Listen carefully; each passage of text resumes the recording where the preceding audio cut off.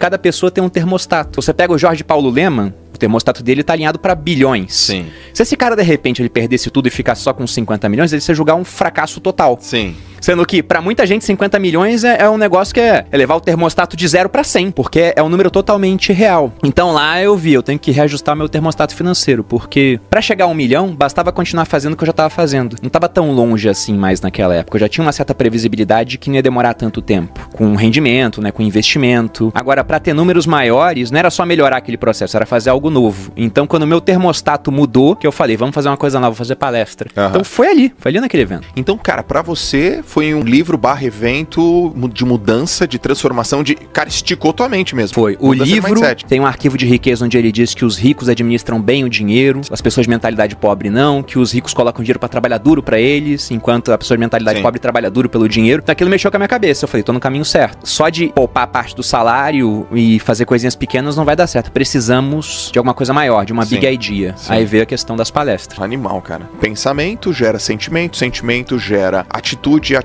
gera resultado. No dia que você entrar no restaurante, pedir uma comida e não olhar o preço, você tá no caminho certo. Cara, eu usei isso. Ele até proíbe pedir frango nesse dia. É verdade, mais barato, é verdade. Frango. É verdade. Essa fórmula, pensamentos, sentimentos, atitudes, ações terminando em resultado, é muito usado hoje em dia, todo mundo fala disso. Sim.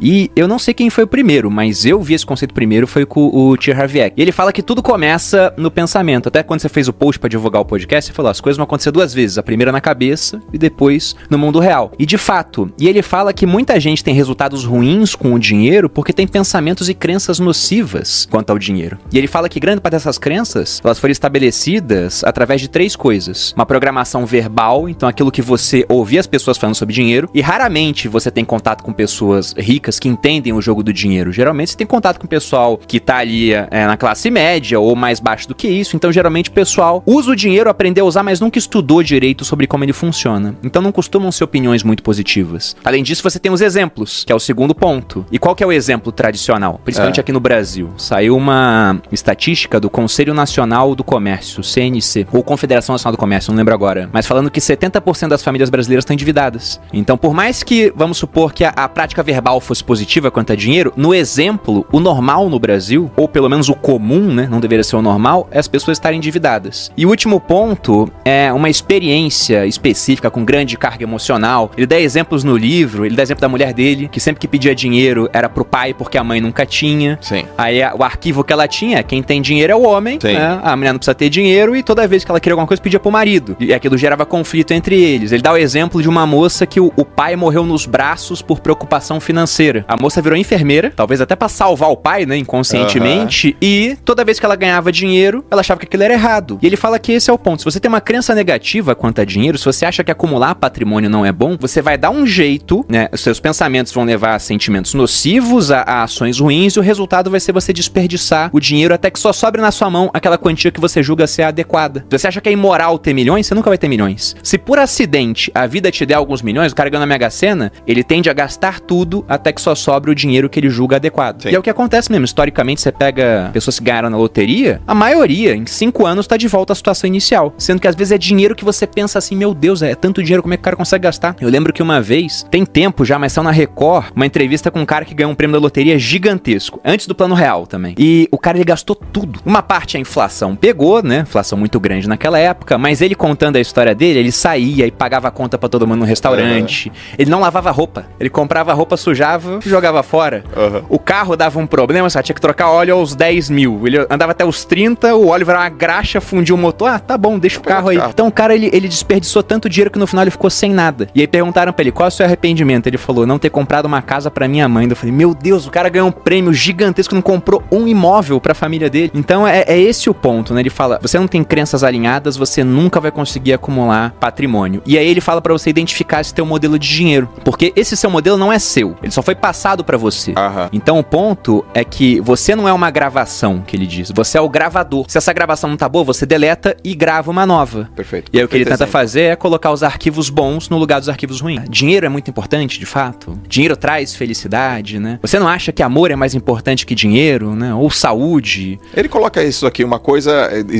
pode fazer duas coisas ao mesmo tempo, né? Não confunde as coisas. Ele fala, até o livro tá marcado nessa parte. É uma fala, um princípio de riqueza, né? Porque eles têm os arquivos mentais e dentro dos arquivos da explicação tem certos princípios. Tem uma hora que ele fala isso, é um arquivo onde ele diz: as pessoas ricas acreditam que podem ter ambas as coisas. A pessoa de mentalidade pobre, e ele sempre bota mentalidade pobre, porque às vezes você hoje não tem dinheiro, você se julga pobre, mas a tua cabeça não é de pobre. Você tá com os arquivos mentais corretos. Então, daqui a 5 anos, tua situação tá muito diferente. Agora tem o cara que tá com dinheiro hoje, mas a mentalidade dele ainda é de pobre. Daqui a 5 anos, você vai ter que trocar de lugar com ele, né? O cara com mentalidade boa cresce, o outro decresce. É a questão do termostato que ele fala financeiro.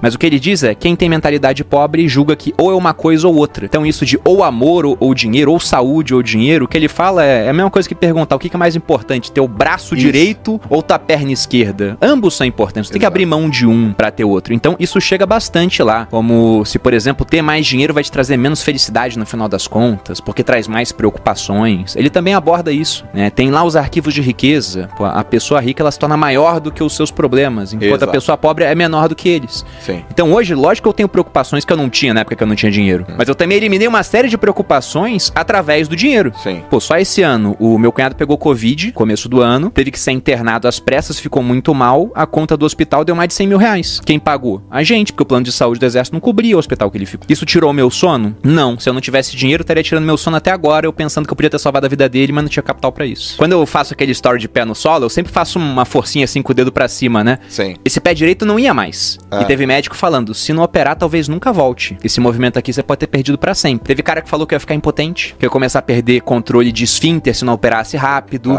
Aí teve um médico que me falou, olha, na verdade, como você é um cara novo, se a gente não fizer nada, provavelmente daqui a 1 ano você tá bem. Só que quem tem 1 ano pra deixar de produzir hoje em dia, né? Uau. Eu falei, tá, e se eu não operar? Ah, vai demorar bastante tempo, mas provavelmente você vai ficar bem. Então eu falei, então eu escolho fazer um tratamento conservador e esperar o tempo que for necessário. Porque hoje eu tenho capital pra poder priorizar a minha saúde antes de ganhar mais capital. Até aquele ponto, né? O que é mais importante, o dinheiro ou a saúde? Ele até coloca uma frase, um princípio de riqueza, que ele fala que o dinheiro é muito importante nas áreas onde ele tem influência e insignificante onde não tem. Então, a saúde é muito importante, mas eu só pude preservar e recuperar minha saúde porque eu tinha um dinheiro pra isso. Nessa primeira parte sobre modelo de dinheiro, mindset, os arquivos que são colocados, como é que foi isso na tua família? Teu pai e tua mãe? Foi neutro? Foi positivo? Foi negativo? Como é que você classifica isso? Então, ele até fala que ou você sai igual os seus pais, pelo menos igual a um deles, ou sai totalmente oposto por rebeldia. Amo meu pai, minha mãe, nunca deixaram faltar nada pra mim, mas também nunca sobrou muita coisa lá em casa. Porque dentro de perfis financeiros, né, a gente pode falar que tem um cara que é o financista, o cara que é o poupador, a Malu é uma poupadora de fábrica. Aí você tem a pessoa que é desligada com dinheiro, que é o meu pai, não ligava pra dinheiro, e tinha a minha mãe que era descontrolada. Então quando você casa um desligado com um descontrolado, dá ruim. Um não liga, o outro gasta muito. Então eu cresci numa família onde o normal era ter dívida. E olhando aquilo eu pensei, eu não quero isso pra mim. Então grande parte dos arquivos aqui, de fato, eu encontrava situações onde eu via, nossa, eu tive um exemplo negativo aqui. Por exemplo, em 96, os meus pais tinham celular. Ninguém tinha celular naquela época. Aquele grandão. Era um grandão. Era pra falar entre eles e talvez com a Abílio Diniz, né? Que era outra pessoa que tinha celular no Brasil. E era caríssimo. Era muito caro. Eu não sei por que cargas d'água eles tinham celular naquela época, mas tinham. Então, vendo aquele tipo de coisa, eu falei, poxa, eu não quero me comportar igual os meus pais nesse aspecto. Em vários outros, minha mãe é uma pessoa ímpar, assim, em termos de generosidade. Meu pai é a pessoa mais culta que eu conheço. Meu pai fica me zoando de homem de poucas letras, né? Eu leio pra caramba e ele fala, homem de poucas letras, porque ele é muito mais culto do que eu. Só que nesse aspecto financeiro, eles foram um modelo que eu falei, eu tenho que sair diferente disso. Então, meu modelo de dinheiro não pode ser igual ao dos meus pais. O termostato deles estava marcado naquela época. Mudou ao longo do tempo, mas estava marcado para negativo, porque o normal para eles é não ter patrimônio e tá devendo. Sim. Então, quando eu vi aquilo, eu falei, eu tenho que mudar. No meu caso, foi o oposto. Meus pais sempre com mindset poupador, nunca vi ninguém ligar, nunca vi dívida, nem eu, nem meus irmãos. E eu era o... Como é que era? Você chama seu pai? Desligado. Eu era desligado, cara. É tipo, tá bom. Eu dava de ombrinho. Eu tenho não, tá bom. Esqueci de pagar uma conta. Tem juros. Tá bom. E aquilo foi acontecendo e meus pais odiavam essa minha atitude. Até caberia uma frase da minha mãe aqui. Ela falou assim, filho, quem guarda tem, quem não guarda fica sem. Então, velho, você tá louco. Você tem que guardar. Meu pai também. Pô, cara, você precisa guardar o seu dinheiro assim por diante. No meu caso, foi o que mais me incomodou no mindset, que não foi o mindset dos meus pais, que era o meu mindset, é que eu era aquele cara que o dinheiro entrava. Eu nunca fui um cara que ganhei pouco, mas eu não via. Ele escoava. Você nem sabia pra onde. Cara, não sabia. Eu olhava assim e falei, eu ganhei 6 mil reais esse mês. Tô te falando assim, sei lá, 2005. Que era muito mais grana do que grana. hoje. Eu morava em Santos, sou educador físico. Você ganhava 6 mil reais no mês? 6.800. Em 2005, eu tava pra entrar no exército, eu entrei em 2006. O salário do oficial, depois que ele se formava, era 2 mil, eu pensava, cacete, 2 mil reais. O que eu vou fazer com isso? Me dá um pônei, né? E eu lembro que eu comentava com os amigos meus, pô, você tá ganhando quanto? Pô, eu ganho 6 paus, cara, 6 pau, e cadê? Eu falei, não sei. E eu guardava, sei lá, gastava 7, e era uma zona, uma bagunça. Até um momento que isso acumulou, velho, de uma forma que eu fui, sei lá, 2008, eu falei, cara, eu entrei aqui numa enrascada, meu. Você chegou a ter dívida? Muito, 150 mil. Que isso, cara? 150 pau de dívida. E eu falei, cara, entrei numa enrascada. Eu preciso sair dessa enrascada. O que me tirou da enrascada foi o empreendedorismo, foi venda. Foi aprender a pegar uma coisa, ganhar dinheiro com livro, com palestra, aí eu fui levantando. E aí quando eu vi, eu falei, cara, se eu sou esse cara que consigo fazer essa grana, eu vou ter que aprender a segurar essa grana. Então o meu mindset foi o mindset da riqueza, só que eu tava com dívida. Eu não tinha um mindset da poupador. Só que tem uma parada, Bruno. Eu errei e deu tempo. Você era novo, né? Eu era novo, cara. Então, olha só minhas condições. Eu era um garoto de 6 anos, 27. Não é tão novo assim, mas é menino. Vamos dizer assim, eu me considerava um menino mentalmente falando. Mas eu morava com os meus pais, não tinha esposa, não era casado, não tinha filho. E as minhas dívidas eram dívidas relativamente bobas e simples. O quê? Um carro, uma coisa boba assim, né? E deu tempo de recuperar. Mas tem gente que não tem, né, cara? Não tem. Quanto mais novo você é, né? Vou parafrasear aqui o Ludovic von Mises. Falando de países, ele fala que o país rico, ele pode se dar ao luxo de adotar caminhos insanos por mais tempo que o pobre. E trazendo para pessoas, né? A pessoa rica ou a pessoa jovem pode fazer isso por mais tempo do que a pessoa não rica ou a pessoa que já tá com uma idade mais avançada. Porque, de fato, se você pegar uma fórmula de juros compostos, lá você tem o capital inicial multiplicado por uma taxa de juros elevada ao tempo. Então, o fator exponencial é o tempo, né? Quanto mais tempo você tem, melhor. Até eu gosto de falar que em filme de vampiro, todo vampiro é rico. É verdade. Por quê?